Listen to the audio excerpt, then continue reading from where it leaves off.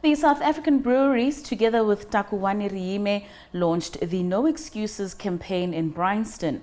The anti-abuse campaign will see men join hands with various community leaders to fight the scourge of violence against women and say no to using alcoholism as an excuse to perform violent acts against society's vulnerable groups.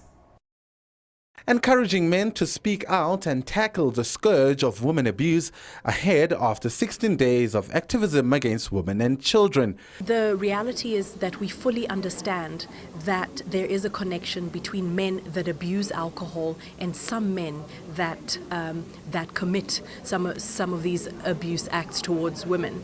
And what we want to do is we want to be part of the solution. We're leaning into this issue. We want to be part of the solution. What we want to tell people and tell men is that you cannot use alcohol, the alcohol in our beers, as an excuse to abuse women.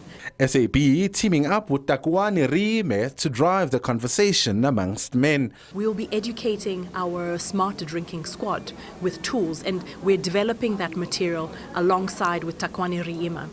And it's really about educating people to understand responsible drinking, as well as understand what kind of tools they can use to make a difference. While alcohol has been attributed to the behavior of men, SAB says this campaign will see 1,000 young people converge to different taverns to educate men on behavior. Remember, abuse against women is not something that is bound by economics.